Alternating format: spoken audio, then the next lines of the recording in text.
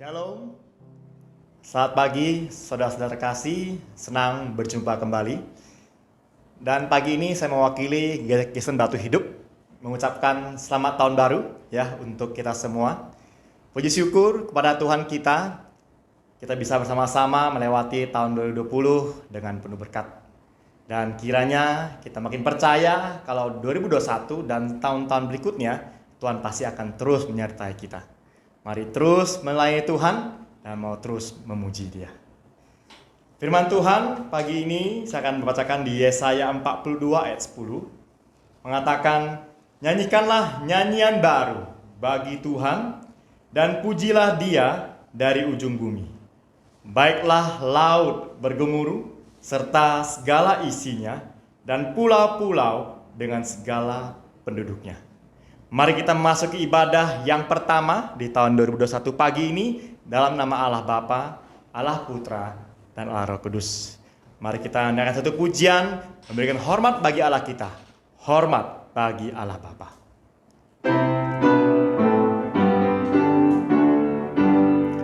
Hormat bagi Allah Bapa, hormat bagi anaknya. Hormat bagi Rohul Kudus, ketiganya yang esa. Haleluya, haleluya, ketiganya yang esa. Hormat bagi Raja Surga, Tuhan kaum manusia. Hormat bagi Raja Gereja di seluruh dunia.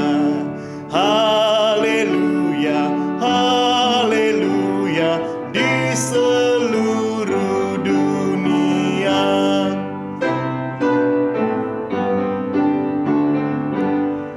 Haleluya, persembahan bala kerajaanmu diletakkan siang malam di hadapan tatanya.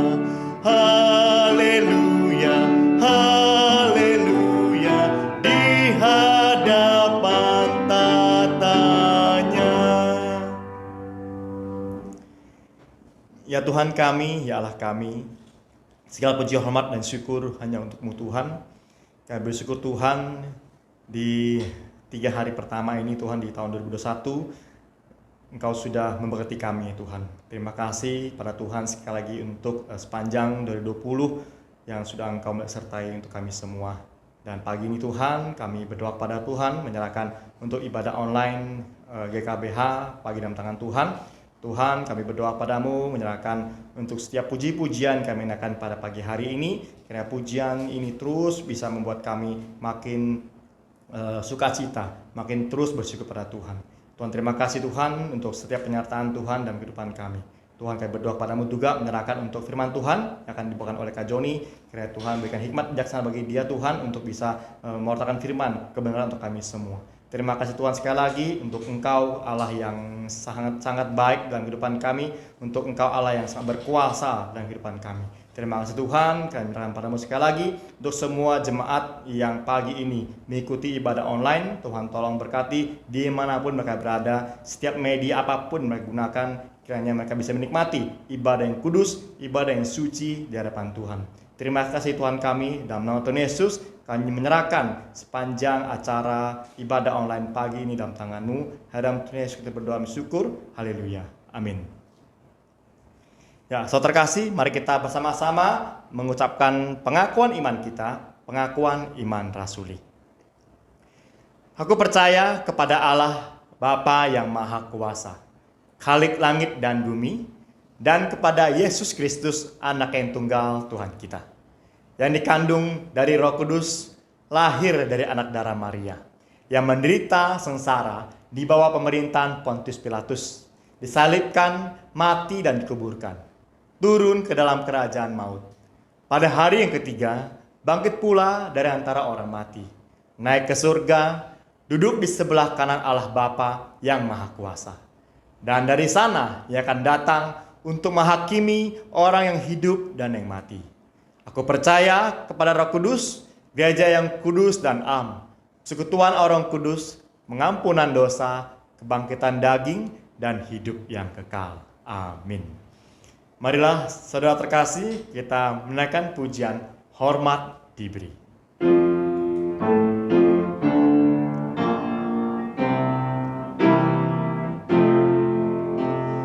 Hormat diberi bagi Bapa, Anak, dan Roh Kudus, dari mula sampai sekarang dan seterusnya,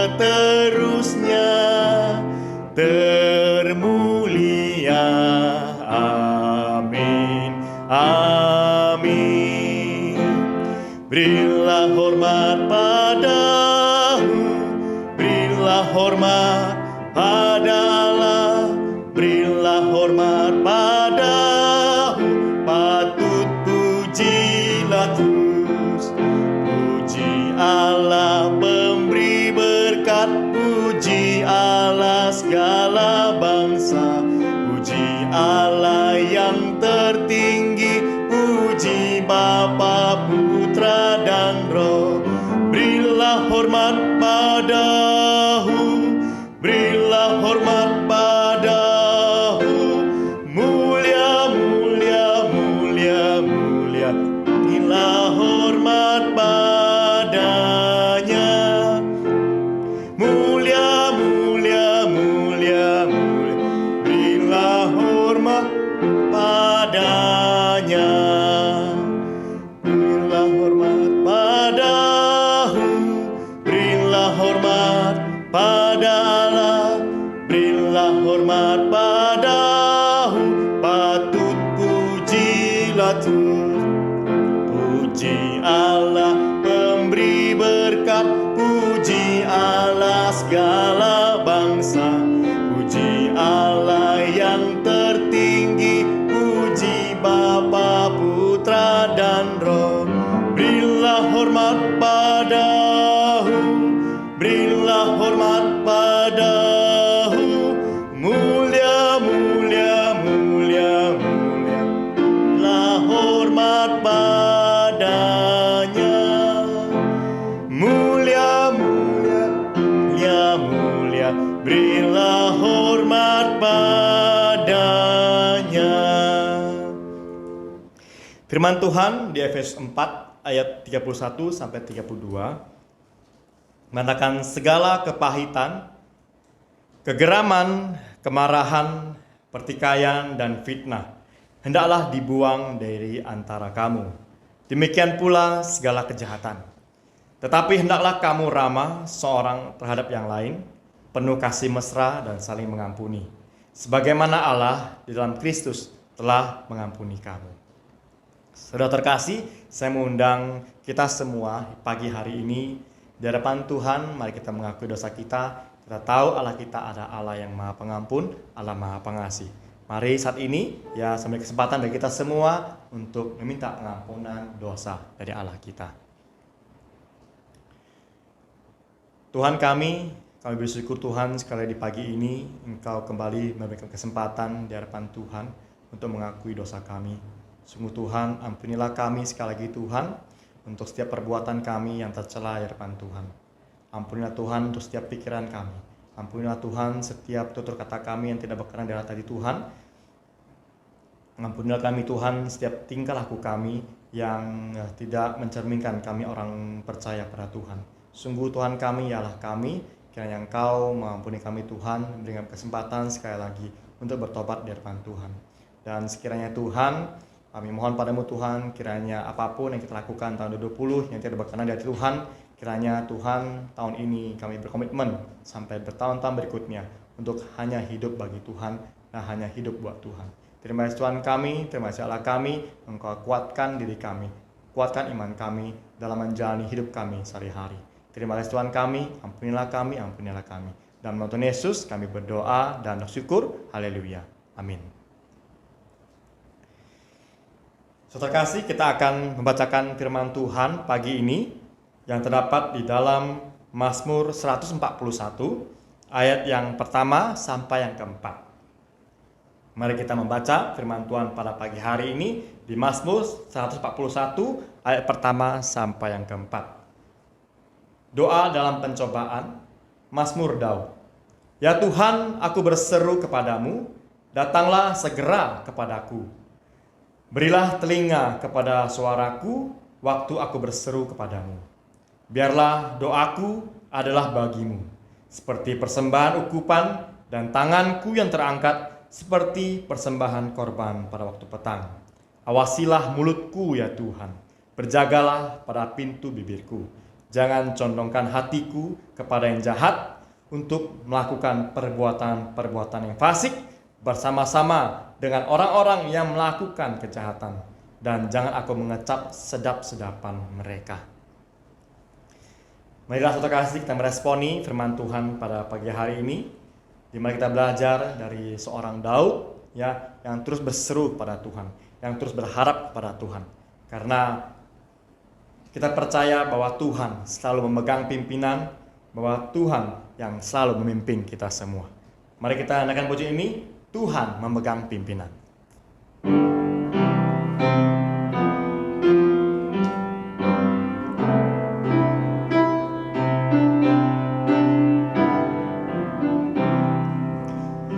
Tuhan memegang pimpinan dalam tiap perbuatanku. Hatiku senang dan aman, Tuhan memimpin hidupku. Tuhan memegang pimpinan, tangannya teguh sentosa.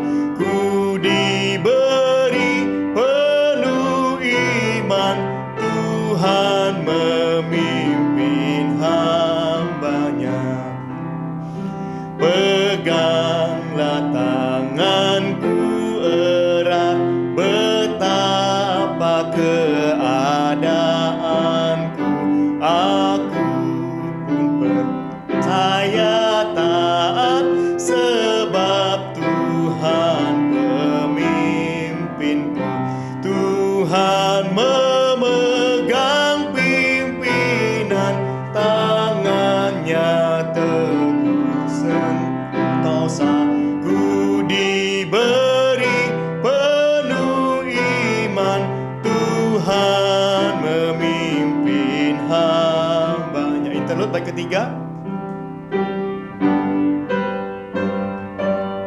Bila kerja dunia sudah, dan hamba-Mu diberi menang. Bila kerja dunia sudah, dan hamba-Mu diberi menang, akan mati tak gentarlah, ku dipimpinnya ke seberang. Tuhan memegang pimpinan, tangannya teguh sentosa. Ku diberi penuh iman, Tuhan memimpin hamba-Nya. Tiba saatnya kita akan bersama-sama untuk berdoa syafaat, saudara kasih. Dan doa untuk pagi ini kita akan fokus kepada doa untuk pengucapan syukur. Ya, kita akan berdoa ucapan syukur pada Tuhan untuk kesempatan kita bisa kembali menikmati tahun 2021. Ya, kita percaya, kita bersyukur pada Tuhan. Ya, Tuhan masih beri kesempatan untuk selama ini Dia. Kita bersyukur juga untuk pandemi virus corona yang kita bisa lewati bersama-sama, dan kita akan doakan terus ya, kiranya banyak kebangkitan rohani bisa terjadi ya, dan juga kita akan berdoa untuk pembangunan gereja kita ya, gereja Kristen Batu Hidup. Dan sebelumnya mari kita mau mendengar satu pujian bahwa pujihu menyelamatkanku, pujihu berkatiku, pujihu menyertaiku. Karena hidup kita ada hidup yang selalu mau memuji Tuhan dan bersyukur pada Tuhan.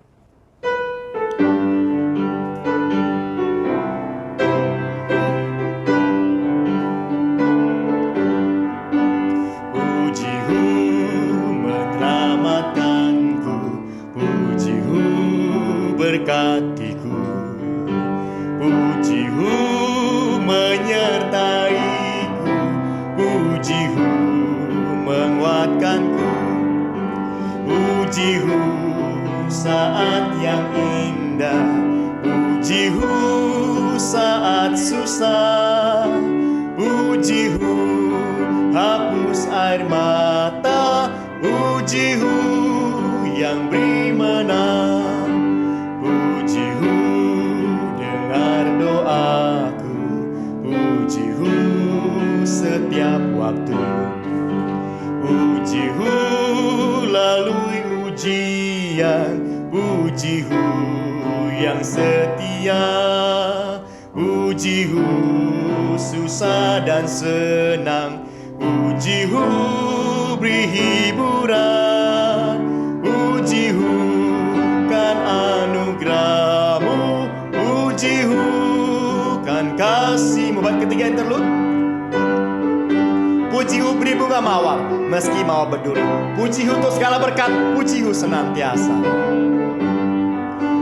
Puji-Mu beri bunga mawar meski mawar berduri, puji-Mu untuk segala berkat, puji-Mu senantiasa, puji-Mu senang dan susah, puji-Mu beri sentosa, puji-Mu beri pengharapan, puji-Mu selamanya. Tuhan kami, ya Allah kami, terima kasih Tuhan sekali lagi untuk pujian yang begitu indah yang Engkau beri pada kami. Sungguh Tuhan, hanya puji-Mu, puji-Mu dan puji-Mu untuk setiap apapun yang terjadi dalam kehidupan kami. Apapun yang kami miliki Tuhan, kiranya ucapan kami, hati kami, hanya puji-Mu dan puji-Mu saja ya Tuhan. Karena kami percaya Tuhan, apapun kami miliki, apapun kami lewati, semuanya karena Engkau sudah menyertai. Tuhan terima kasih Tuhan, kami berdoa, mengucap syukur pada Tuhan sekali lagi kesempatan kami masih bisa melayani Tuhan sebagai jemaat Tuhan, sebagai pengikut Kristus ya di dalam 2021 ini ya Tuhan. Terima kasih Tuhan sekali lagi sepanjang tahun 2020 yang sudah Engkau sertai begitu luar biasa. Tuhan, kami berdoa menyerahkan sekali Tuhan untuk negara kami Indonesia. Tuhan, kami bersyukur Tuhan, kami sudah melewati pandemi virus corona ini dari 2020 ya Tuhan. Walaupun masih belum selesai, kami percaya Tuhan bahwa tangan Tuhan tidak pernah berhenti, bahwa tangan Tuhan terus selalu menyertai kami. Kami juga berdoa ya Tuhan untuk gereja kami. Kami bersyukur pada Tuhan sekali lagi untuk kesempatan gereja kami bisa dibangun ya Tuhan. Terutama dari pertama kali kami berencana untuk membangun gereja di tahun 2020, dari perencanaan sampai sudah dirobohkan dan sampai hari ini sudah kembali dibangun baru 10-20% ya Tuhan. Kami bersyukur sekali lagi di penyertaan Tuhan dari pertama kali rencana sampai hari ini. Tuhan terima kasih untuk semua panitia dari pengurang gereja yang Kau kirim untuk membantu pemurang gereja ini. Kami juga bersyukur pada Tuhan, kiranya semua jemaat Batu Hidup, kiranya kami semua bisa saling mendoakan, terutama untuk gereja kami.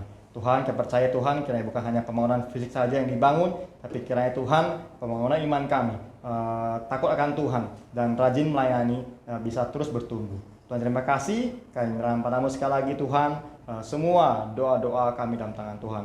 Saya percaya biarlah kehendak-Mu yang terjadi, bukan kehendak kami. Hanya dalam nama Tuhan Yesus kami bersyukur. Haleluya. Amin. Ya, saudara terkasih, sekarang tiba saatnya kita akan mendengarkan firman Tuhan yang akan dibawakan oleh Kak Joni. Mari kita menaikkan pujian. Pujilah Allah karena kasih-Nya mengutus Yesus yang mati dan telah bangkit.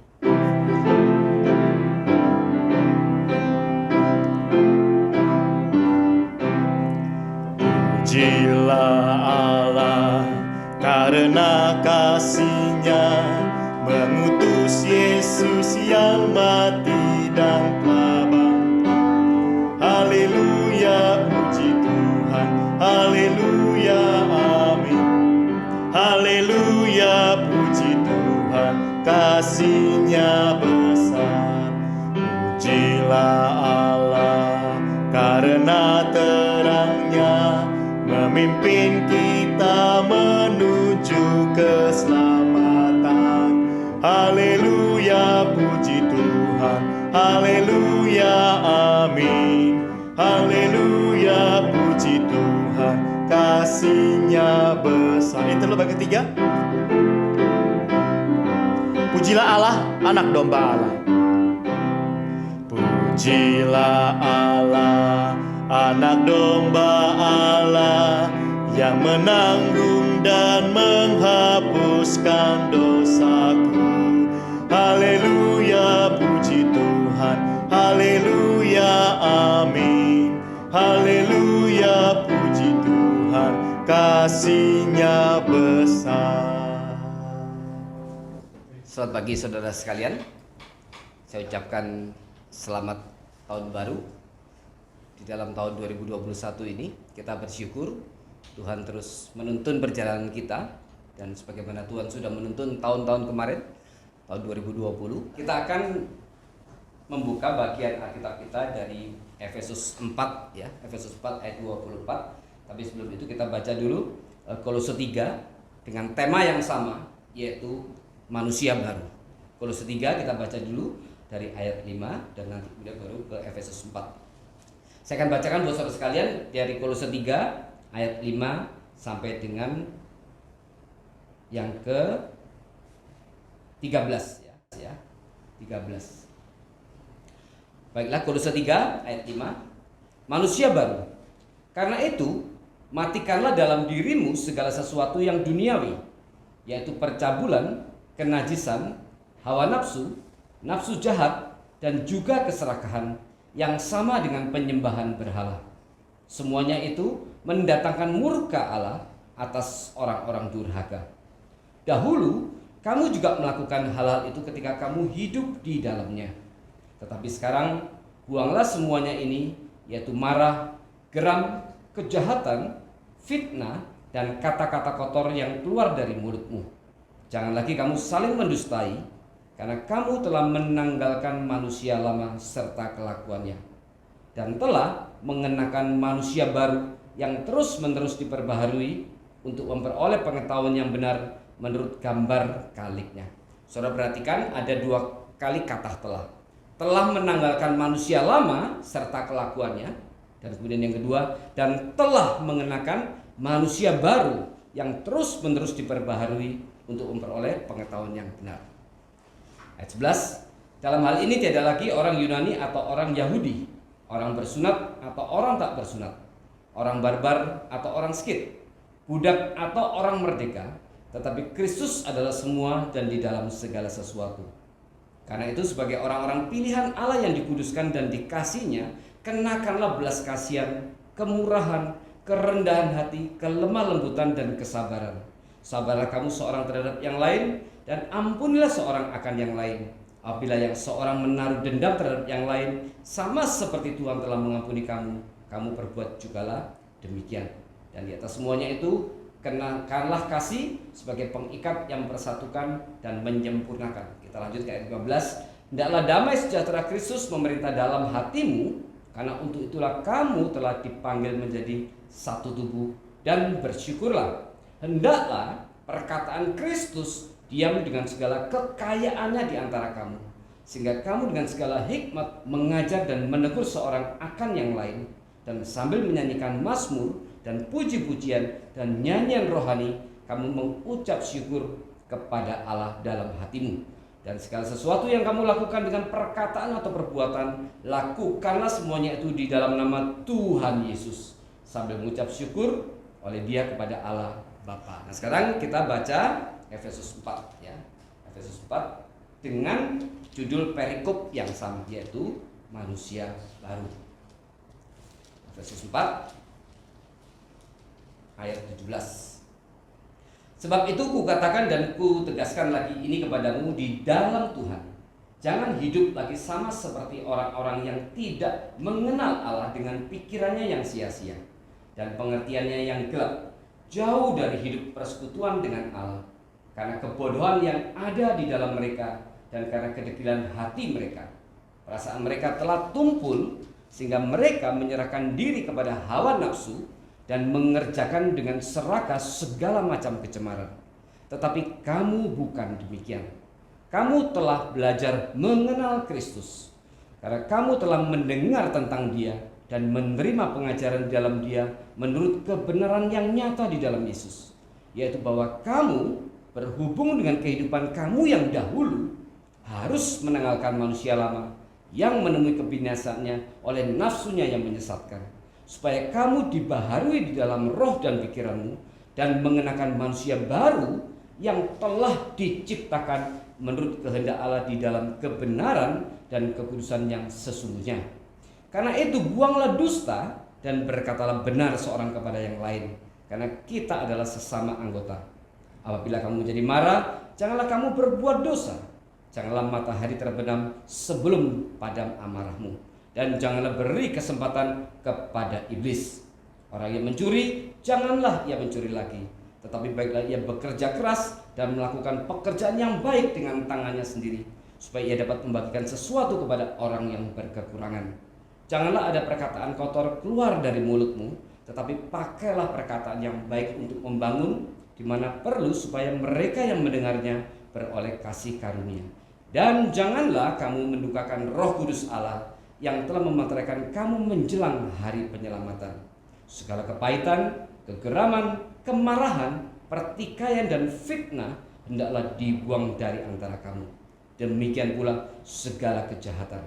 Tetapi hendaklah kamu ramah seorang terhadap yang lain, penuh kasih mesra dan saling mengampuni, sebagaimana Allah di dalam Kristus telah mengampuni kamu. Saudara, dua bagian ini, apa yang ditulis dalam kitab Efesus dan Kolose, ini merupakan satu bagian yang mirip, ya, kelihatan mirip. Dan di dalam tema-tema di dalam kedua kitab ini banyak hal-hal yang mirip. Oleh karena itu, banyak yang mengatakan bahwa Efesus dengan Kolose ini semacam surat kembar. Ini ditulis oleh Paulus kurang lebih tahun 62 waktu dia dipenjara di Roma. Nah, di dalam case ini surat kepada jemaat Efesus maupun Kolose, memang Paulus menuliskan di dalam waktu yang bersamaan. Dan kemudian dia menitipkan dua surat ini kepada orang yang sama, yaitu Tikhikus, dan kemudian Tikhikus membawa kedua surat ini dan diberikan kepada jemaat yang bersangkutan. Nah, kemudian para penafsir mengatakan kelihatannya surat Efesus ini adalah satu surat yang bersifat umum, ya. Tidak ada case khusus yang melatar dasari, dan kemudian Paulus menuliskan prinsip-prinsip kehidupan iman secara umum untuk dibacakan kepada jemaat-jemaat di Efesus dan sekitarnya. Jadi ini tidak hanya ditujukan sebenarnya kepada jemaat Efesus, tetapi sangat mungkin ini juga dibacakan di tempat-tempat yang lain.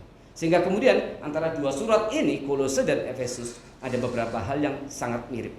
Khususnya tadi kita sudah baca tentang tema manusia baru. Nah, saudara, kita masuk sekarang di dalam isi daripada surat ini. Tadi dikatakan, kamu telah menanggalkan manusia lama dan telah mengenakan manusia baru. Konteks daripada kehidupan di kota Efesus, ya, dan juga mirip dengan Kolose, di sini adalah satu kota yang sudah sangat maju. Khususnya Efesus, di situ kota yang begitu, kota pelabuhan, dan itu berkumpulnya banyak orang-orang asing, orang-orang non-Yahudi, ya, orang-orang non-Yahudi yang pergi ke sana untuk kepentingan berdagang. Tapi kota Efesus ini adalah kota yang sangat dikenal dengan kuil Dewi Artemis, ya, atau di dalam konteks Romawi adalah kuil daripada Dewi Diana. Ini sama. Nah, ini penyembahan terhadap kuil Dewi Artemis ini sangat kuat dan sangat luar biasa. Dan mereka bisa selama 2 jam waktu mereka menyembah Dewi Artemis ini, mereka selama 2 jam bisa terus memuji Dewi Artemis. Dan ini satu hal yang sudah menguasai kota itu, yaitu kehidupan kota yang menyembah Dewi Artemis. Dan kemudian di dalam kota ini juga begitu banyak kehidupan daripada kerusakan-kerusakan yang menggambarkan kehidupan daripada dunia orang berdosa, ya. Dan ini menjadi latar belakang daripada surat Efesus ini.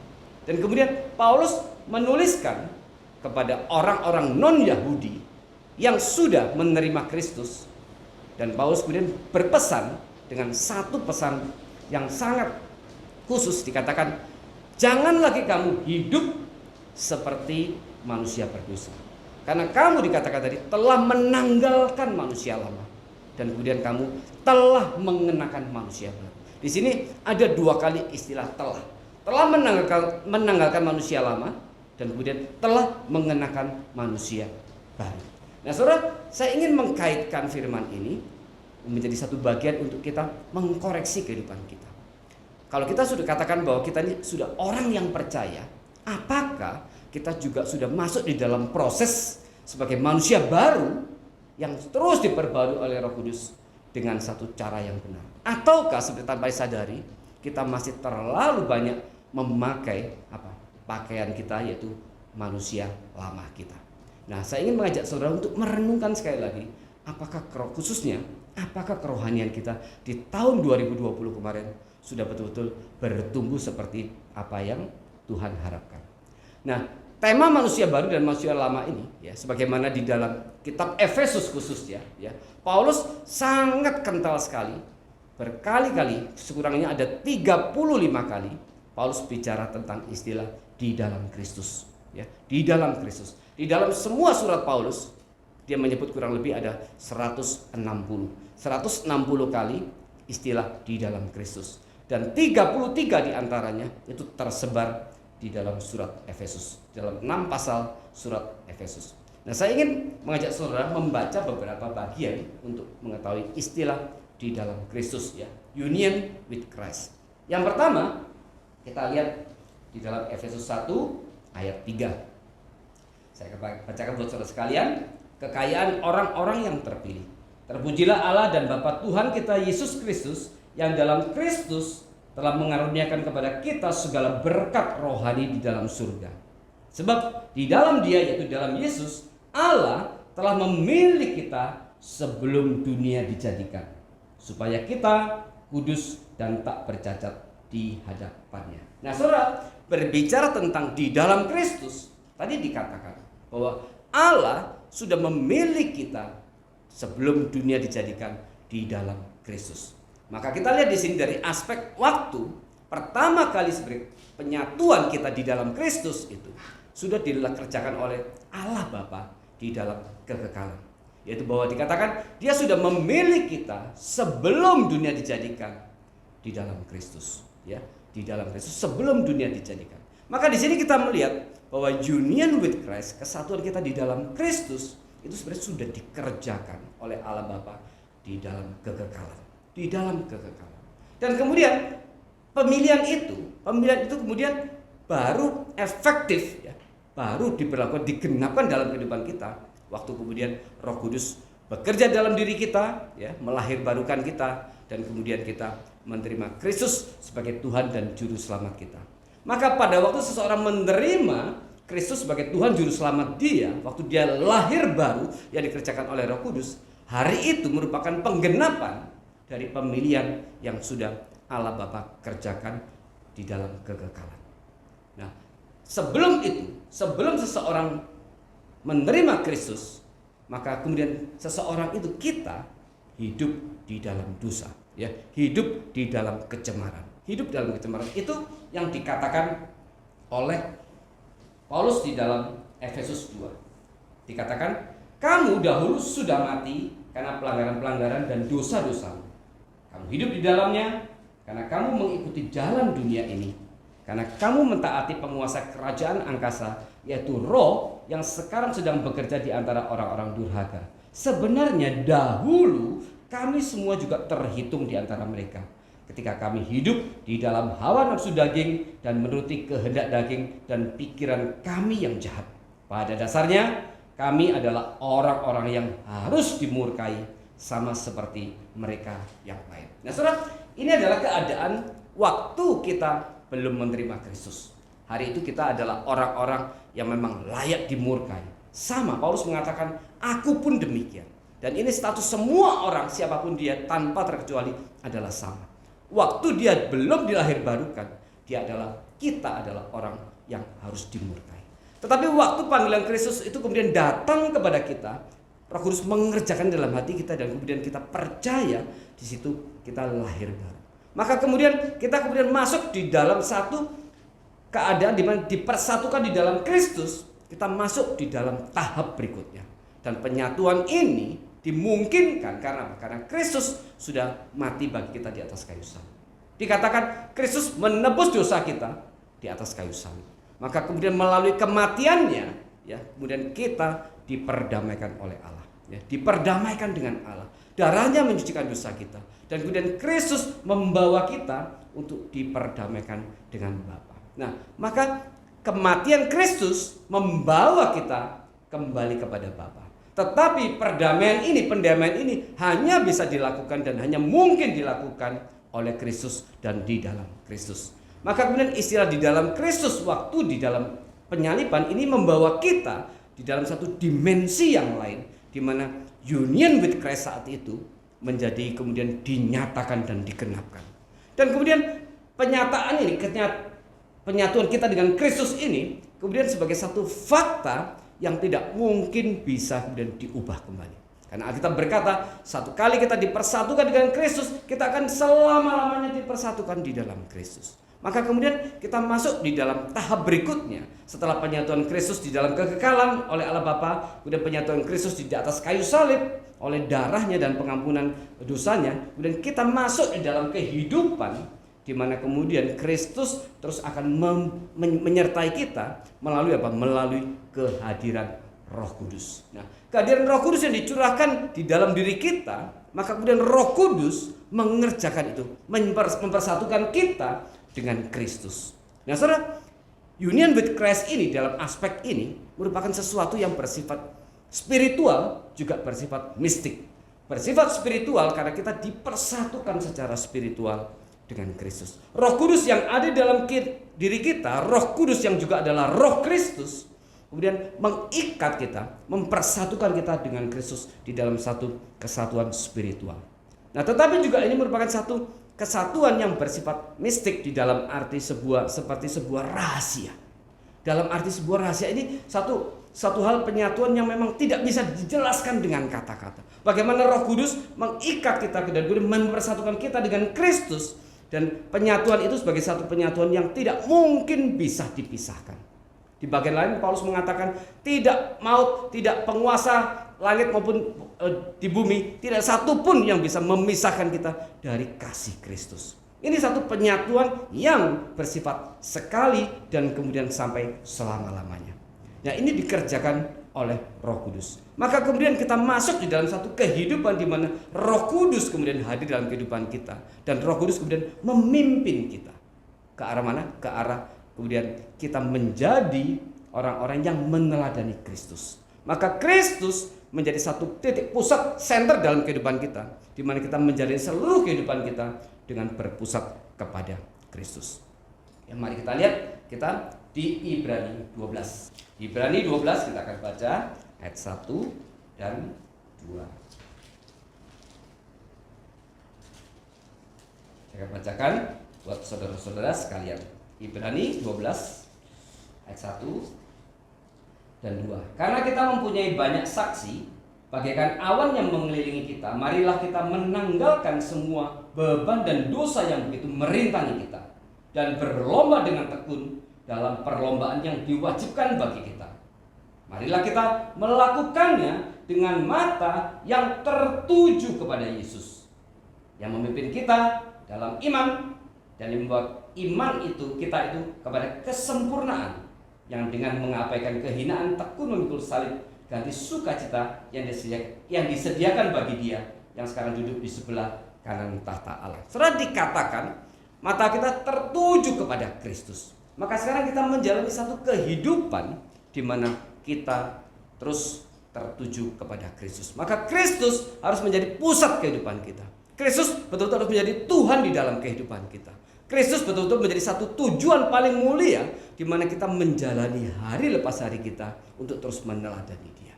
Maka disinilah menjadi satu rahasia besar bagi seorang Kristen yang ingin terus bertumbuh. Yaitu apa? Dia harus terus mengarahkan matanya kepada Kristus. Bagaimana dia terus menanamkan di dalam hatinya, di dalam pengertiannya, di dalam pikirannya, yaitu satu kebenaran bahwa Kristus yang sudah menyelamatkan dia, sekarang Kristus harus menjadi pusat di dalam hidup dia.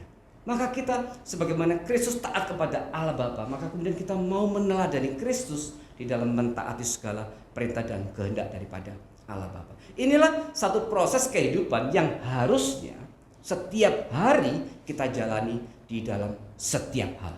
di dalam setiap hal. Kemudian dikatakan juga di Efesus, di dalam segala perkataan Kristus itu dan hikmatnya terus akan menyertai kita, terus akan menyertai kita. Mari kita lihat ayat hidup berpusat kepada Kristus. Kemudian dikatakan kita hikmat juga diberikan oleh Kristus. Mari kita lihat ayatnya di dalam 1 Tesalonika 4 ya, 1 Tesalonika 4 ayat 14 dan 16. 1 Tesalonika 4 ayat 14. Karena jikalau kita percaya bahwa Yesus telah mati dan telah bangkit, maka kita juga percaya bahwa mereka yang telah meninggal dalam Yesus akan dikumpulkan Allah bersama-sama dengan Dia. Ini kami katakan kepadamu dengan firman Tuhan, kita yang hidup, yang masih tinggal sampai kedatangan Tuhan, sekali-kali tidak akan mendahului mereka yang telah meninggal. Sebab pada waktu tanda diberi, yaitu pada waktu penghulu malaikat berseru dan sangkakala Allah berbunyi, maka Tuhan sendiri akan turun dari surga dan mereka yang mati dalam Kristus akan lebih dahulu bangkit. Sesudah itu kita yang hidup, yang masih tinggal akan diangkat bersama-sama dengan mereka dalam awan menyongsong Tuhan di angkasa. Demikianlah kita akan selama-lamanya bersama-sama dengan Tuhan. Karena itu hiburkanlah seorang akan yang lain dengan perkataan-perkataan ini. Di sini Paulus menegaskan kepada kita satu janji, yaitu pada waktu nanti Yesus datang kedua kali, kita akan hidup bersama-sama dengan Kristus sampai selama-lamanya. Dan ini merupakan satu fokus arah yang terus harus kita pelihara selama kita menjalani kehidupan kita. Nah, kehidupan kita juga harus satu kehidupan yang menggambarkan kehidupan daripada pikiran dan perkataan daripada Kristus. Mari kita lihat di 1 Korintus 6 ayat 15 dan 17. 1 Korintus 6 ayat 15 dan 17. Saya bacakan buat saudara-saudara sekalian. Tidak tahukah kamu bahwa tubuhmu adalah anggota Kristus? Akan kuambilkah anggota Kristus untuk menyerahkannya kepada percabulan? Sekali-kali tidak. Atau tidak tahukah kamu bahwa siapa yang mengikatkan dirinya pada perempuan cabul menjadi satu tubuh dengan dia? Sebab demikianlah kata Nas, keduanya akan menjadi satu daging. Tetapi siapa yang mengikatkan dirinya pada Tuhan menjadi satu roh dengan dia. Jauhkanlah dirimu dari percabulan. Setiap dosa lain yang dilakukan manusia terjadi di luar dirinya. Tetapi orang yang melakukan percabulan berdosa terhadap dirinya sendiri.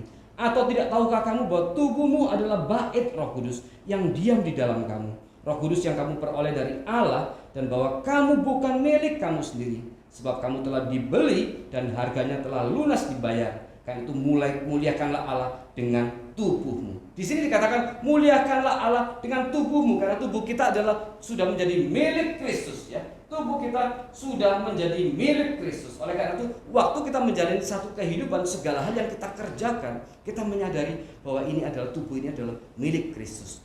Maka pada waktu kita berusaha dengan segala kekuatan kita untuk terus hidup bagi Kristus, kita boleh lakukan itu dengan segala sukacita. Karena kita sadar kita lakukan ini semua demi Kristus yang sudah memiliki kita, Kristus yang sudah menebus dosa kita, Kristus yang sudah berjanji akan memberikan kemuliaan kepada kita pada nanti waktu dia datang kedua kali. Mas saudara, kita lihat di sini ada begitu banyak tahapan di mana sebenarnya kesatuan dengan Kristus itu terus dikerjakan. Kita tadi lihat dari semenjak kekekalan Allah sudah memilih kita di dalam Kristus. Waktu kemudian kita bertobat menerima Yesus, kita dipersatukan di dalam Kristus melalui kematian dan darah yang dicurahkan di atas kayu salib. Kemudian kita menjalani kehidupan dengan satu kesadaran bahwa tubuh ini adalah milik Kristus dan Yesus adalah pusat hidup kita. Dan kemudian kita juga mengerjakan seluruh pelayanan kita demi Kristus. Dikatakan di Ibrani, mari kita menanggalkan dosa kita untuk dan kemudian menjalani kehidupan kita dengan mata yang tertuju kepada Kristus. Dan kemudian tadi yang sudah kita baca di Tesalonika mengingatkan kita sekali lagi akan janji kedatangan Dia, yaitu Kristus yang sudah menantikan kita. Maka saudara, kita lihat bagaimana sebenarnya seluruh kehidupan orang percaya itu adalah di dalam Kristus, di dalam Kristus. Maka sekarang kita mau kembali kepada manusia lama dan manusia baru.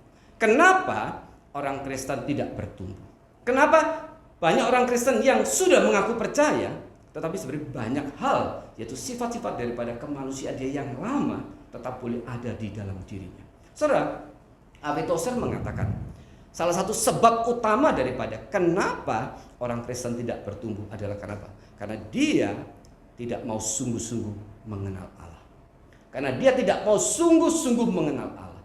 Nah, pengenalan kepada Allah ini, yaitu kepada firman, kepada Kristus, itu akan membuat kita akan terus makin mengenal siapakah Kristus. Dan kemudian pengenalan itu akan membawa kita pada satu perasaan di mana kita akan terus makin mengasihi Kristus, akan terus makin mencintai Kristus. Nah, ini merupakan satu penyebab utama yang dikatakan oleh A.W. Tozer. Nah, saudara, apakah juga di dalam kehidupan kita sehari-hari kita juga memiliki satu keseriusan, satu kesungguh-sungguhan untuk lebih mengenal Allah, untuk lebih mengenal Kristus. Dan ini sering saya katakan, banyak orang Kristen yang menjadikan seakan Kristus itu hanya satu tambahan di dalam hidupnya. Bersyukur kepada Kristus yang sudah menerima dia, yang sudah mengampuni dosa dia, dan kemudian saat itu mungkin dia menangis, dan kemudian akhirnya dia boleh menekuk lutut, mohon ampun atas segala dosanya, dan kemudian dia menyerahkan diri kepada Kristus. Tetapi banyak orang Kristen kemudian berhenti hanya sampai di titik itu, yaitu buah pertobatan. Pertanyaannya, kenapa buah pertobatan itu seringkali tidak membawa orang Kristen untuk terus bertumbuh, untuk terus bertumbuh? Karena apa? Karena setelah kita terima Kristus, seperti dikatakan oleh A.W. Tozer tadi, kemudian kita tidak lagi ingin dengan sungguh-sungguh ingin mengenal Kristus. Ingin mengenal Kristus. Bagaimana cara kita mengenal Kristus? Saudara, Alkitab, firman-Nya, ini adalah Kristus. Kristus adalah firman yang sudah diwahyukan juga kepada kita.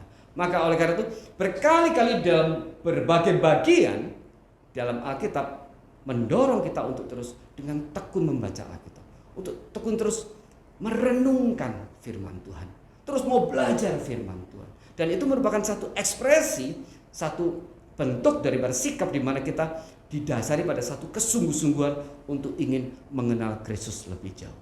Kita yang sudah begitu terpukau dengan kasih Kristus pada waktu kita bertobat menerima Yesus, sayangnya kemudian keterpukauan itu hanya bersifat sesaat dan hanya berhenti pada titik pertobatan itu. Dan kemudian kita tidak lagi bertumbuh di dalam Kristus. Maka di dalam aspek ini, kebersatuan dengan Kristus, Alkitab itu gambarkan dengan berbagai macam cara untuk menunjukkan kepada kita bahwa kita sudah betul-betul di dalam Kristus. Pertama, Alkitab menggambarkan kesatuan kita dengan relasi kita dengan Kristus itu seperti gembala dengan domba. Ya, di dalam Yohanes 10 dikatakan, akulah gembala, domba-dombaku mengenal suaraku. Pertama, Yesus menggambarkan relasi dia dengan umatnya, dengan kita adalah seperti gembala dengan domba. Kemudian Kristus juga menggambarkan relasi antara dia, Tuhan, dengan gereja, dengan umatnya, itu seperti relasi suami dan istri. Yesus adalah mempelai laki-laki dan gereja kita adalah mempelai perempuan.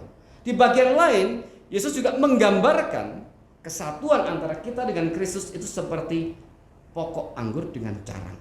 Pokok anggur dengan carang. Kemudian di bagian lain dia menggambarkan seperti bangunan. Kristus adalah batu penjuru. Rasul dan nabi kemudian di atasnya, dan kemudian kita adalah batu-batu yang tersusun di atasnya. Kemudian di bagian lain, ini yang luar biasa dikatakan di Yohanes 17. Dikatakan, aku di dalam Bapa, Bapa di dalam aku. Dan aku di dalam engkau, dan engkau di dalam aku. Dan karena engkau di dalam aku, maka engkau juga di dalam Bapa. Dan karena Bapa juga dalam aku, maka kemudian Bapa juga di dalam engkau. Ini satu relasi, satu union yang luar biasa yang memang sulit digambarkan. Kebersamaan kita dengan Kristus, keberadaan Kristus di dalam kita, itu juga menyebabkan Allah Bapa itu juga hadir dalam kehidupan kita. Dan kemudian sekali lagi, kehadiran Allah Bapa dan Allah Anak dalam diri kita itu dikerjakan oleh Roh Kudus. Maka sebenarnya Allah Tritunggal itu hadir di dalam kehidupan kita. Tetapi waktu Allah Tritunggal itu sudah hadir dalam kehidupan kita, ternyata kita juga masih memiliki satu kesulitan, satu kendala untuk ingin lebih mengenal siapakah Tuhan yang kita sembah, siapakah Tuhan yang kita percaya. Dan itu menjadi alasan pertama kenapa orang Kristen tidak bertumbuh. Kenapa? Tadi dikatakan oleh Paulus, kita sudah menanggalkan manusia lama dan telah mengenakan manusia baru. Di situ dikatakan di Efesus 2 dikatakan, hendaklah hidupmu berpadanan dengan panggilan Injil yang sudah dinyatakan. Maka di sini melalui pesan itu Paulus hendak menegaskan kepada kita supaya hidup kita itu sesuai dengan status kita sebagai manusia baru. Ya. Kamu telah mengenakan manusia baru itu. Telah mengenakan manusia baru. Dan kalau kita gabungkan pengertian di dalam Efesus 4 ayat 24 dan Kolose 3 ayat 10, di situ ada 3 poin yang penting yang Paulus hendak tekankan kepada kita. Yaitu menjadi salah satu ciri penting di dalam kehidupan kita sebagai manusia baru.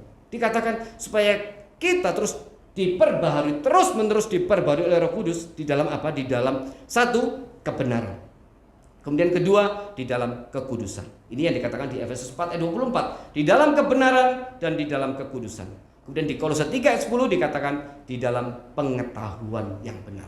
Maka di sini ada 3 aspek waktu seseorang percaya kepada Kristus. Kemudian 3 aspek ini kemudian ditambahkan kepada kita, diberikan kepada kita. Yaitu sekali lagi pengetahuan yang benar, kemudian kebenaran, dan kemudian kekudusan. Nah, 3 aspek ini, ya, Calvin mengatakan ini adalah aspek yang hilang pada waktu manusia jatuh di dalam dosa. Dan karena 3 aspek ini hilang, maka kemudian di kitab Roma dikatakan kita sudah kehilangan kemuliaan Allah. Kita sudah kehilangan pengetahuan yang benar. Kita sudah kehilangan kebenaran. Dan kita sudah kehilangan kekudusan. Maka kemudian waktu kita dikembalikan status kita dicipta sebagai manusia baru di dalam Kristus, maka kemudian dikatakan kita seakan-akan sudah mengenakan pakaian yang baru itu. Pakaian yang baru, dan kita sudah menjadi manusia baru. Waktu kita percaya kepada Kristus, kita langsung sudah diadopsi, diangkat sebagai anak oleh Bapa. Dan waktu itu kita sudah menjadi manusia baru. Kita sudah mengenakan pakaian yang baru. Kita sudah mengenakan status sebagai manusia yang baru. Nah, oleh karena itu Paulus berkata, kalau engkau sudah mengenakan status sebagai manusia yang baru, hendaklah hidupmu berpadanan dengan itu. Tanggalkan manusia lama, tanggalkan kehidupan-kehidupan lama. Nah, di sini saudara, banyak kesulitan daripada orang Kristen, kita semua, untuk bertumbuh, untuk hidup sesuai dengan panggilan sebagai manusia baru. Karena apa? Karena sebenarnya masih banyak sifat-sifat dan karakter daripada kita sebagai manusia lama tetap menempel di dalam diri kita. Dan masalahnya kita tidak punya upaya yang sungguh-sungguh tadi dikatakan untuk mengenal Kristus. Nah, kalau untuk mengenal Kristus saja sudah tidak ada keinginan, ya, bagaimana dikatakan firman itu akan efektif bekerja untuk merubah diri kita? Ya, kalau kita pun firman pun kita tidak baca, ya, Alkitab pun kita tidak baca, dan kemudian kita tidak ada keinginan, karena dikatakan Alkitab mengatakan yang merubah diri kita ada 2, Roh Kudus dan kemudian firman Allah. Roh Kudus dan firman Allah. Tapi kemudian kalau kita ingin mengenal Kristus pun tidak, ya, dan kemudian kita tidak mau baca Alkitab, kita kemudian memiliki satu kehidupan yang kemudian tidak menyatakan satu ketaatan kepada pimpinan Roh Kudus, bagaimana mungkin kita akan bisa diubahkan oleh Tuhan? Nah, saudara, dikatakan perubahan ini dikerjakan terus-menerus oleh Roh Kudus. Tetapi itu bukan satu perubahan yang otomatis. Itu bukan satu perubahan yang seperti magic, ya, seorang magician kemudian langsung berubah. Tidak. Tuhan menghendaki kita menjalani proses perubahan itu dengan tanggung jawab. Di sini dikatakan anugerah itu menuntut respon dan tanggung jawab kita. Maka kita punya tanggung jawab. Allah berikan tanggung jawab kepada kita untuk terus apa? Mengupayakan diri untuk terus mencintai firman, untuk mencintai Tuhan. Dan kita sudah diberikan satu kesanggupan di dalam diri kita, yaitu apa? Melalui kehadiran Roh Kudus. Roh Kudus yang akan menyanggupkan kita. Tetapi Roh Kudus tidak bisa paksa kita kalau kita sendiri tidak dengan rela menjalani kehidupan kita untuk mentaati perintah Tuhan. Dan ini menyebabkan orang Kristen tidak bertumbuh. Ya, sekali lagi, karena kita tidak memiliki satu keinginan untuk mengenal Kristus lebih jauh. Bagaimana kita bisa menjadikan Kristus sebagai pusat hidup kita kalau keinginan mengenal pun sudah tidak ada? Kalau keinginan mengenal pun begitu sedikit, begitu tipis. Sehingga kita tidak mungkin lagi menjadikan satu kehidupan yang berpusat kepada Kristus. Karena tahap pertama daripada kita menjadikan Kristus sebagai pusat daripada kehidupan kita adalah pengenalan akan Kristus yang terus makin bertambah, yang makin bertambah dan makin bertambah. Nah, saudara, oleh karena itu pada hari pertama dalam minggu ini, minggu pertama dalam tahun ini, saya ingin mengajak saudara mengevaluasi sekali lagi bagaimana kerohanian kita di hadapan Tuhan. Apakah aku sudah bertumbuh di hadapan Tuhan? Waktu terus berlalu, waktu terus berlalu. Sekarang kita masuk dalam waktu yang baru. Dan manusia lama tadi dikatakan, manusia lama sudah berlalu. Dan manusia baru itu telah dikenakan kepada kita, telah kita pakai. Apakah kita sudah menjadikan kehidupan kita sesuai dengan panggilan itu? Yang pertama, karena keinginan kita untuk mengenal Kristus begitu sedikit. Orang Kristen setelah bertobat tidak lagi dengan sungguh-sungguh ingin mengenal Kristus. Tidak lagi dengan sungguh-sungguh ingin mengasihi Kristus. Dan kalau sudah tahap pertama dan tahap kedua ini sudah gagal, maka tidak mungkin seseorang itu bisa mengutamakan Kristus di dalam kehidupan kita.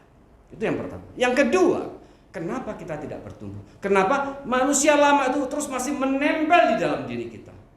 Karena yang kedua, kita sebenarnya sudah terlalu dipengaruhi terlalu dalam, terlalu jauh oleh apa?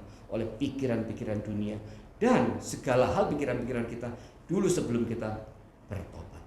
Dan ini menyebabkan banyak orang Kristen yang sudah bertobat kemudian hidupnya juga tidak berubah. Orang tetap melihat kok nggak ada bedanya ya. Sebelum bertobat dan setelah bertobat kok tidak ada bedanya. Karena apa? Karena sebenarnya kita sudah dikuasai terlalu jauh, terlalu dalam oleh segala hal dan pikiran-pikiran yang sudah kita terima sebelum kita menerima Kristus. Dan karena tadi penyebab yang pertama itu, yaitu kita tidak mau dengan setia dengan rajin membaca Alkitab, maka seakan kemudian kita tidak rela juga semua pikiran-pikiran yang ada dalam kita itu diubahkan. Diubahkan. Jadi kalau ada orang yang sebelum menerima Kristus sangat mementingkan uang. Dan setelah dia menerima Kristus sifatnya juga tidak berubah. Dia terus mementingkan uang. Tapi sekarang mungkin ditambahi dengan sedikit kalimat-kalimat yang sifatnya rohani untuk membenarkan pikiran-pikiran dia. Kalau tadi orang yang begitu memegang satu bukti ya, satu pikiran rasio, dia sangat dikuasai oleh satu kekuatan logika daripada pikiran manusia. Maka pada waktu dia terima Kristus, dia tidak izinkan firman Tuhan itu untuk mengubah dia. Sehingga pada waktu dia terima Kristus, dia tetap menjadi orang yang sangat mementingkan logika. Sehingga kemudian orang-orang seperti ini seringkali sulit menerima fakta-fakta tentang apa? Tentang begitu banyak kejadian mujizat-mujizat yang Allah kerjakan di dalam Alkitab. Ini juga yang terjadi dalam mereka-mereka yang memegang teologi liberal. Buat mereka tidak masuk akal segala mujizat-mujizat itu. Karena apa? Buat mereka yang paling penting adalah kebenaran itu harus bisa masuk akal. Dan banyak hal lain di dalam diri kita yang akhirnya tidak mampu kita ubahkan. Karena apa? Karena sebenarnya kita tidak menyadari kita sudah dipengaruhi itu terlalu dalam, terlalu jauh. Sehingga kemudian ada banyak orang Kristen yang setelah menerima Kristus, hidupnya juga masih seakan-akan kemudian terbelah menjadi dua. Dan ini kalau kita lihat di dalam contoh Alkitab, ada tokohnya yang paling kelihatan hidupnya yang betul-betul dualisme, yaitu Salomo. Kita tidak bisa mengerti bagaimana dikatakan orang yang paling berhikmat, tetapi kemudian dia mengambil perempuan-perempuan asing dan melanggar firman terus-terusan sampai istrinya kemudian dan gundiknya berjumlah 1.000 orang. Kemudian dia mulai menyembah-nyembah dewa-dewa yang lain. Ini tapi dikatakan tidak ada orang yang lahir dari perempuan yang lebih berhikmat daripada Salomo. Ini seakan-akan kehidupannya betul-betul ada dualisme di dalam hidupnya. Nah, banyak orang Kristen juga seperti ini. Kehidupan kita sebagai kehidupan yang dualisme. Di satu sisi kita sudah menyadari kita sudah di dalam Kristus. Tetapi banyak hal dalam kehidupan kita yang kita tidak rela untuk kita ubah. Dan kita tidak menyadari akhirnya sifat-sifat dan karakter itu yang sebenarnya dari dunia, bentukan dari dunia, akhirnya terus bercokol di dalam pikiran kita. Dan ini membuat akhirnya orang Kristen tidak bertumbuh. Yang ketiga, mengapa juga orang Kristen tidak bertumbuh? Karena mungkin terlalu banyak halangan di dalam hidupnya, terlalu banyak mungkin kekecewaan, kepahitan dalam hidupnya, sehingga kemudian dia seakan terus meragukan daripada cinta kasih Tuhan. Saya pernah bertemu dengan orang seperti ini yang mereka memiliki pengalaman hidup yang luar biasa pahitnya dan mereka sulit untuk melupakannya. Kepahitannya itu menjadi satu penghalang untuk dia bisa melihat cinta kasih Tuhan ke dalam hidupnya. Dan itu membuat hidupnya akhirnya menjadi makin apatis. Berita Tuhan mengasihi engkau buat dia itu berita yang tidak masuk akal. Berita yang omong kosong. Dan ada orang yang mengatakan kepada saya, maaf, saya tidak bisa mengerti kalau Bapak katakan kepada saya Tuhan mengasihi saya. Karena saya tidak melihat buktinya itu di dalam hidup. Dan kemudian pengalaman itu akhirnya mengungkung dia di dalam kepahitan yang luar biasa. Akhirnya dia tidak bisa melihat cahaya kemuliaan Allah. Yang keempat, mengapa orang Kristen tidak bisa bertumbuh? Sebagaimana retret kemarin dikatakan, karena kita banyak orang Kristen yang terus memusatkan hidupnya pada diri sendiri. Dan ini akibat daripada yang pertama tadi. Kalau Abid Tozer katakan, tidak ada orang sedikit sekali orang Kristen yang ingin mengenal Kristus. Karena mengenal pun tidak, maka kemudian tidak. Bagaimana mungkin dia bisa memusatkan hidupnya pada Kristus? Maka orang yang tidak ingin mengenal Kristus lebih jauh, dia akan terjebak di dalam satu kesalahan dan dosa berikutnya, yaitu apa? Kehidupan yang terus memusatkan kepada keinginan diri sendiri. Kita selalu berbicara tentang aku dalam hidup kita, ya.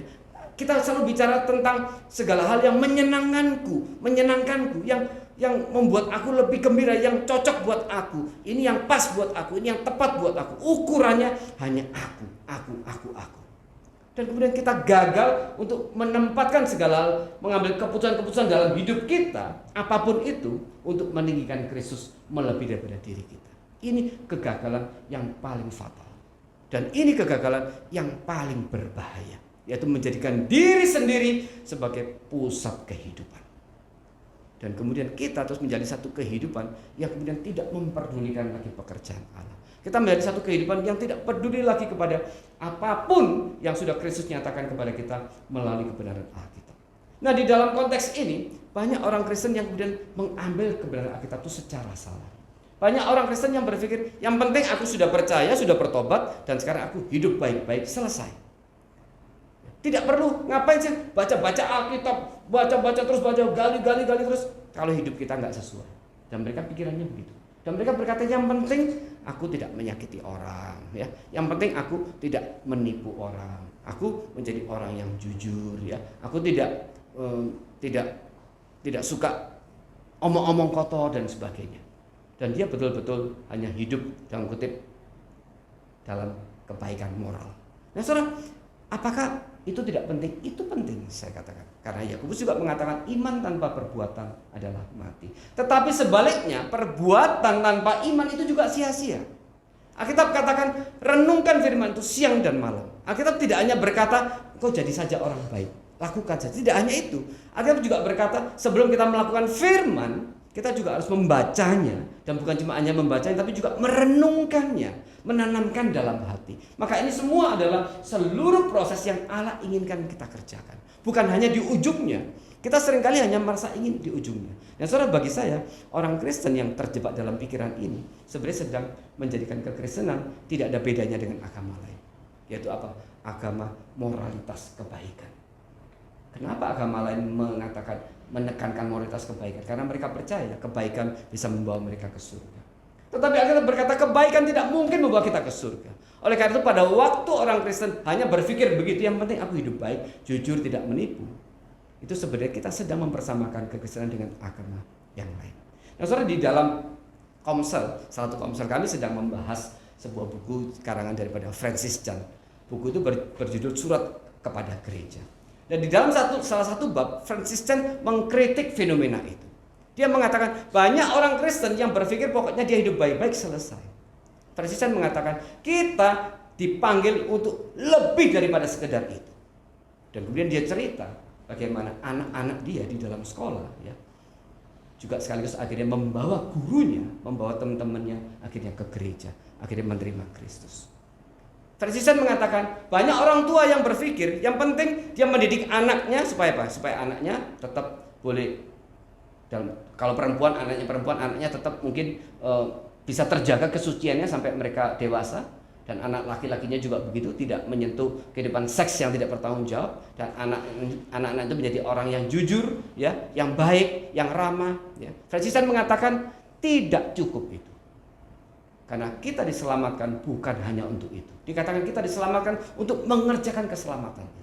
Dan Francis Chan mengatakan oleh karena itu kita juga harus mendidik anak-anak kita bukan cuma sekedar menjadi dalam kutip orang yang baik itu. Tetapi kita harus tanamkan kepada mereka untuk mengerjakan visi Allah, mengerjakan misi Allah. Itu yang Francis Chan tanamkan di dalam anak-anaknya. Oleh karena itu anak-anaknya kemudian juga di dalam waktu mereka di sekolah, mereka kemudian bersaksi menyaksikan Kristus kepada bahkan guru-guru mereka. Dan kemudian anak-anak Francisan akhirnya membawa guru-guru dan teman-temannya itu ke gereja dan akhirnya mereka menerima Kristus. Saudara, tidak cukup hanya menjadi orang baik. Tetapi apakah itu satu hal yang baik? Itu satu hal yang baik. Tetapi Alkitab mengatakan tidak cukup. Alkitab mengatakan kita harus membaca firman, merenungkannya, menanamkan dalam hati. Berarti apa? Di aspek iman ini juga harus bertumbuh. Nah, iman itu tapi kemudian tidak boleh hanya menjadi stop di situ juga. Iman itu kemudian harus diwujudkan di dalam tingkah laku dan hidup kita sehari-hari. Inilah keseluruhan yang Tuhan inginkan. Bukan hanya satu bagian. Nah, kita seringkali hanya mengambil satu bagian dari Alkitab yang apa? Yang sesuai dengan pikiran kita. Karena kita malas baca Alkitab, karena kita malas pelayanan, karena kita malas ikut PA dan sebagainya, kemudian kita mengatakan, udah cukup lah, yang penting jadi orang Kristen itu baik-baik saja. Nanti kalau sambil nanti gereja ada pelayanan apa ya ikut ya. Dan dia merasa sudah cukup seperti itu. Saudara, Alkitab mengatakan tidak cukup.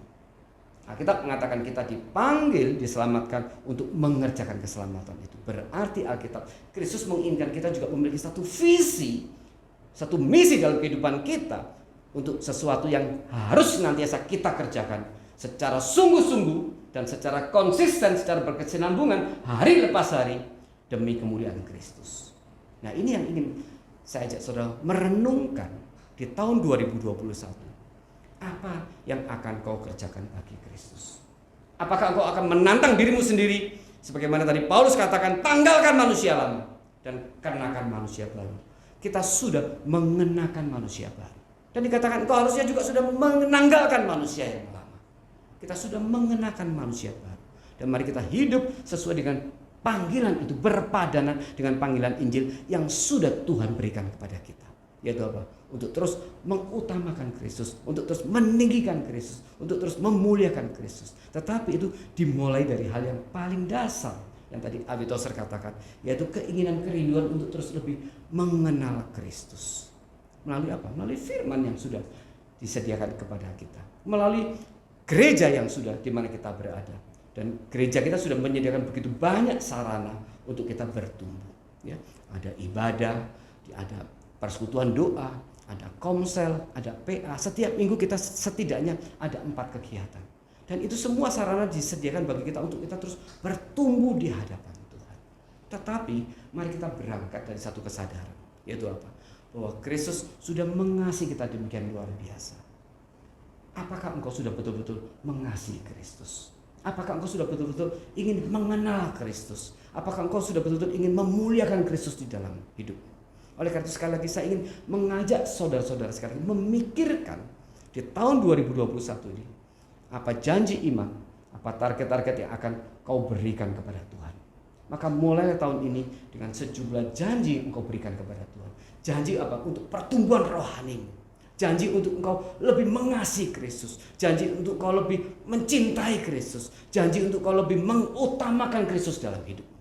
Dan kau bisa wujudkan di dalam hal-hal di dalam kehidupanmu sehari-hari, terhadap tetanggamu, terhadap pembantumu, ya, terhadap sopirmu, terhadap suamimu, istrimu, anakmu, juga terhadap orang-orang saudara seimanmu dalam gereja.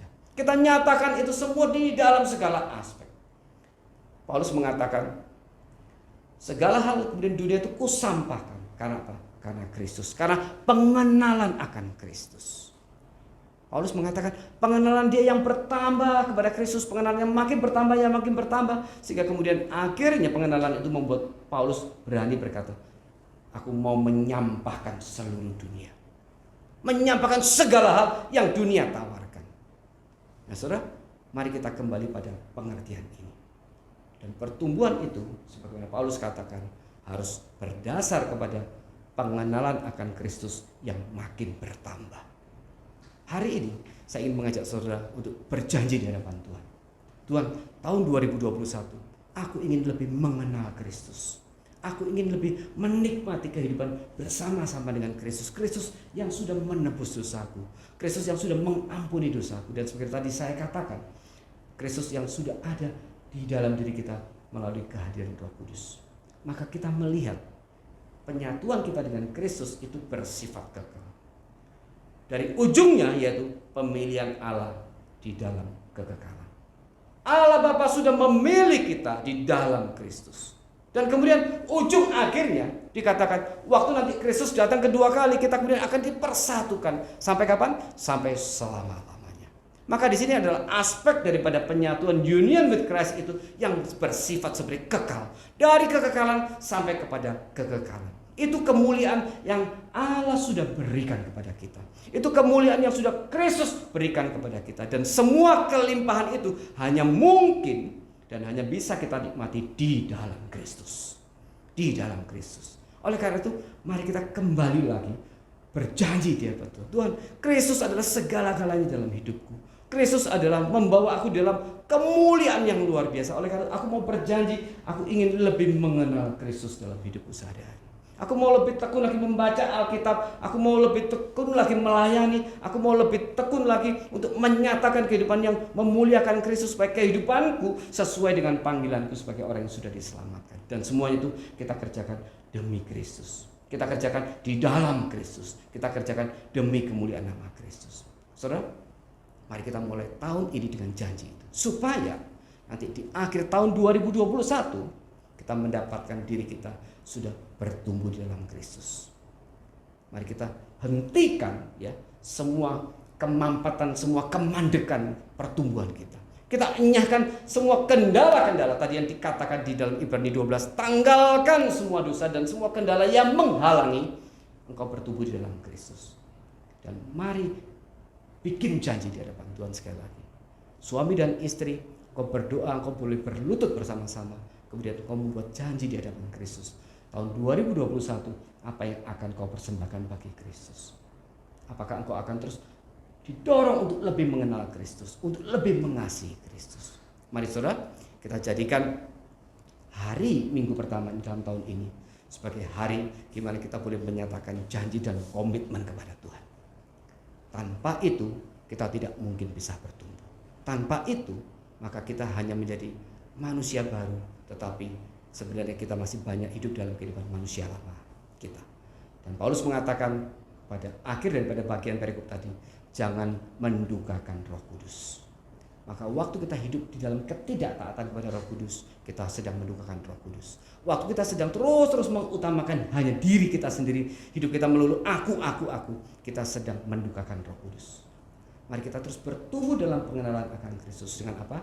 Mentaati yang Roh Kudus katakan dalam hati kita, dan kemudian kita terus mau membaca firman, terus mau mencintai firman.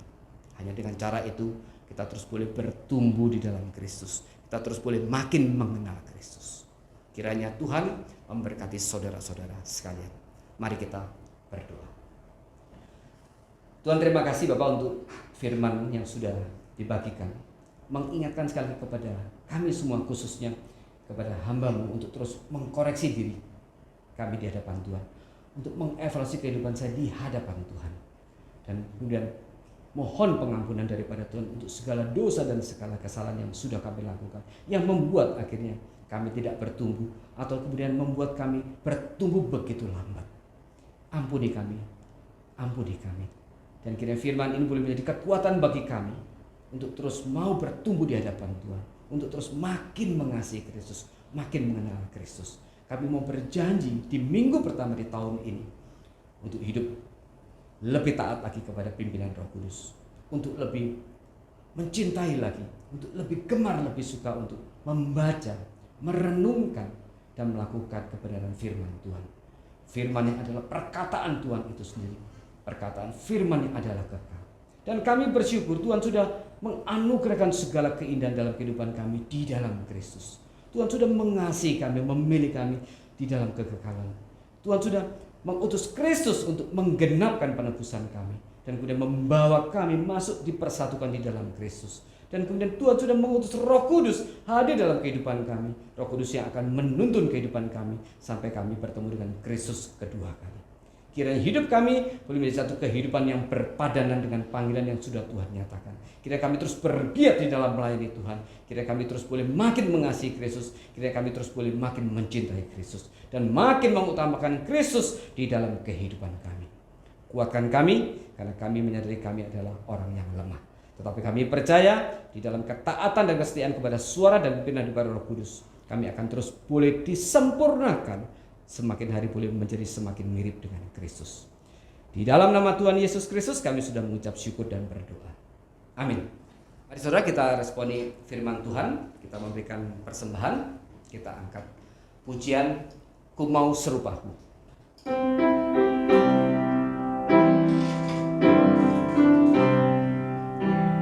Ku mau serupamu, Yesus yang mulia, inilah doa dan harapan. Ku mau sampaikan kekayaanku untuk dapatkan Yesus Kristus. Yesus, ku rindu serupa di Kau, Yesus yang mulia, serupa di Kau. Serupa manismu, serupa setiamu, dalam hatiku rupakan Kau. Ku mau serupamu yang lemah lembut, penuhlah rahmat pengasihan, selalu menolong yang tawar hati, serta mencari yang berdosa. Yesus, ku rindu serupa di Kau, Yesus yang mulia, serupa di Kau. Serupa manismu, serupa setiamu, dalam hatiku rupakan Kau. Interlude.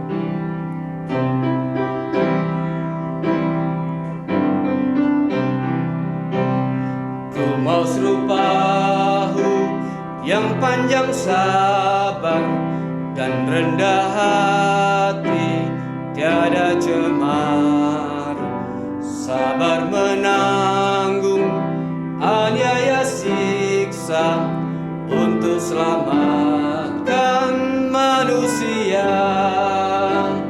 Yesus, ku rindu serupa di Kau, Yesus yang mulia, serupa di Kau. Serupa manismu, serupa setiamu, dalam hatiku rupakan Kau. Mari kita berdoa untuk persembahan. Tuhan, terima kasih sekali lagi untuk pujian yang baru saja kami nyanyikan, mengingatkan sekali lagi bahwa kehidupan kami seluruhnya adalah kehidupan yang mengarah kepada Kristus, kehidupan yang untuk meneladani Kristus. Kiranya kebenaran ini boleh menjadi satu kebenaran yang terus tertanam di dalam hati kami, dan kami akan terus dengan kekuatan Roh Kudus kami kerjakan seumur hidup kami.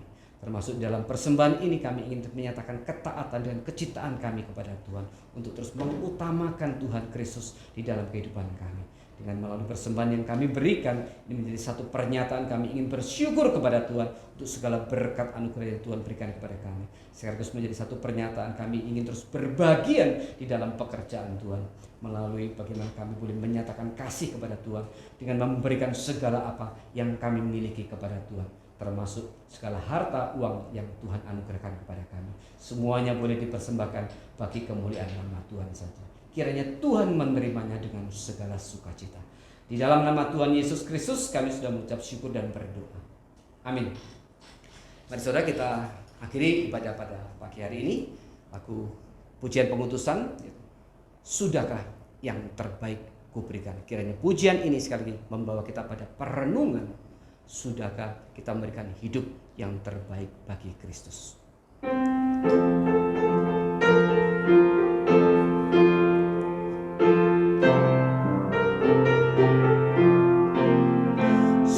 Sudahkah yang terbaik ku berikan kepada Yesus Tuhanku.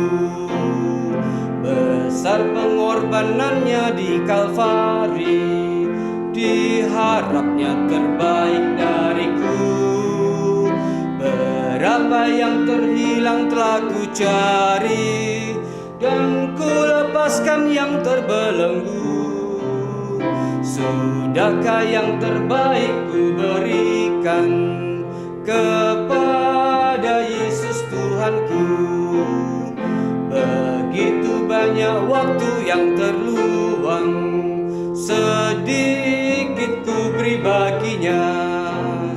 Sebab kurang kasihku pada Yesus, mungkinkah hancur pula hatinya. Berapa yang terhilang telah ku cari, dan ku lepaskan yang terbelenggu. Sudahkah yang terbaik ku berikan kepada Yesus Tuhanku.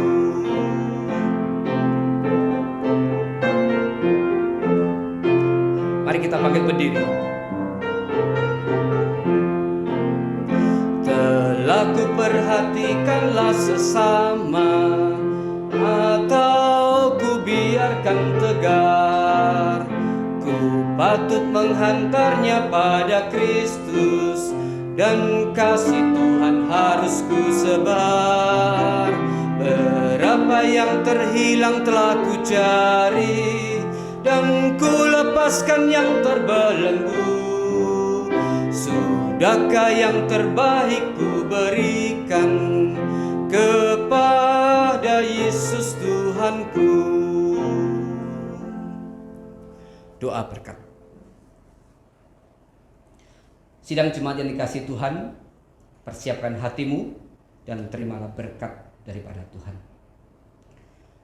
Kiranya anugerah dan kasih karunia serta damai sejahtera yang dari Allah Bapa, cinta kasih yang sudah diberikan oleh Allah Anak, yaitu Kristus yang sudah mati bagi kita di atas kayu salib, yang sudah bangkit dan sudah naik ke surga, dan pada saatnya akan kembali menjemput kita. Dan kasih, penghiburan, kekuatan, dan pimpinan daripada Allah Roh Kudus hari ini berkat dari Allah Tritunggal tercurah bagi kita dan akan menyertai kita sampai kita bertemu dengan Tuhan muka dengan muka. Amin.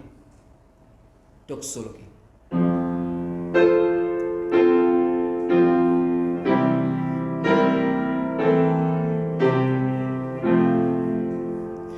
Puji Allah Bapa Putra, puji Allah Rohul Kudus, ketiganya yang esa. Pohon selamat sumber berkat.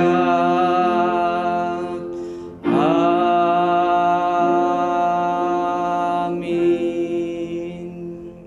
Mari hidup bagi Kristus. Tuhan memberkati saudara-saudara sekalian. Sampai bertemu ibadah minggu depan. Amin.